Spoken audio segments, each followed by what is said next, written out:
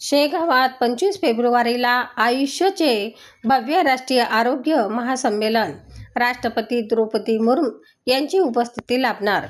जिल्ह्यातील आध्यात्मिक स्थळ असलेले संतनगरी शेगाव येथे आयुष मंत्रालयाचे 3 दिवसीय भव्य राष्ट्रीय आरोग्य महासंमेलन होणार आहे. शेगावातील आनंद सागर परिसरातील भव्य प्रांगणात या संमेलनाचे आयोजन करण्यात आलं आहे. राष्ट्रपती द्रौपदी मुर्मू यांची उपस्थिती ह्या सोहळ्याला लाभणार आहे.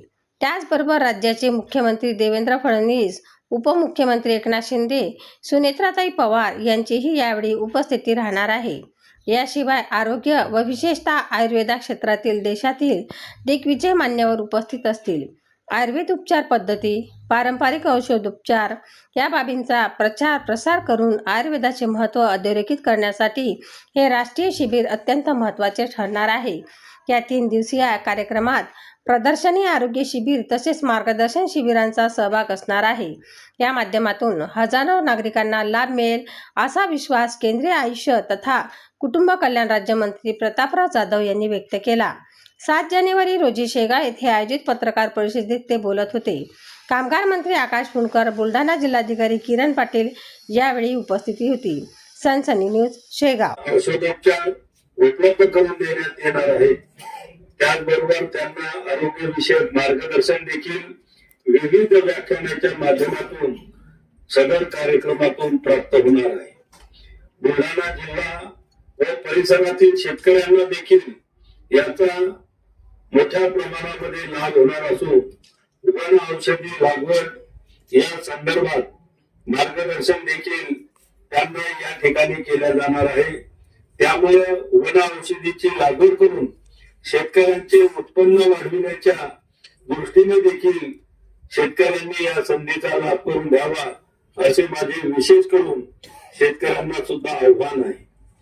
या आरोग्य मेळाव्यात देशभरातील अनेक आयुष औषध निर्माता कंपनी सहभागी होणार असून त्यांच्या माध्यमातून गुड मॅन्युफॅक्चरिंग प्रॅक्टिसेसचा अवलंब ते कशा पद्धतीने करीत आहे. सोबतच आयुर्वेदामध्ये चाललेले नवीन संशोधन याबद्दलची माहिती देखील दिली जाणार आहे.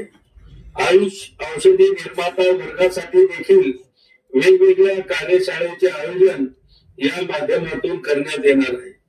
या ठिकाणी वन औषधी प्रदर्शनाच्या माध्यमातून सामान्य लोकांना आपल्या जवळपास सापडणाऱ्या वन औषधीच्या सहाय्याने सोपा आणि माफक दरात उपचार घरच्या घरी कशा पद्धतीने केले जाऊ शकतात याची देखील माहिती या ठिकाणी प्रदर्शनीद्वारे दिली जाणार आहे.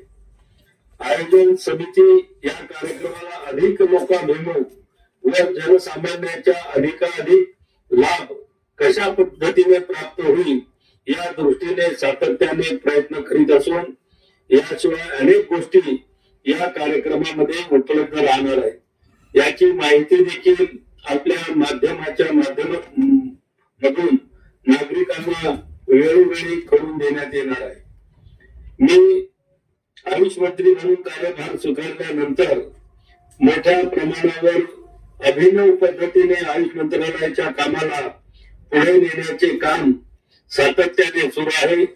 यातील काही प्रमुख बाबी म्हणजे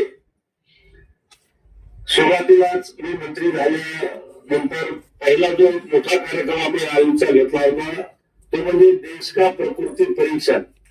हा कार्यक्रम 29 ऑक्टोबर 2024 रोजी माननीय पंतप्रधान आदरणीय नरेंद्र मोदी साहेबांनी घोषित केलेल्या या अभियानात 1 महिन्याचा अत्यल्प कालावधीत जवळपास 1,39,00,000 लोकांनी सहभाग घेतला आणि या कार्यक्रमाला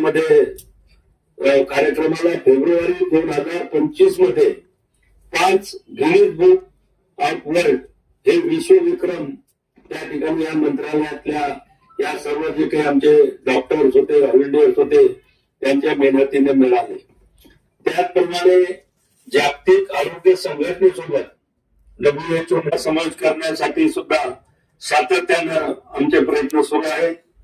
मी मंत्री म्हणून कार्यभार स्वीकारला जिल्ह्यातील व आजूबाजूच्या जिल्ह्यातील लोकांनी घ्यावा असे आवाहन मी आपल्या माध्यमातून नागरिकांना करतो.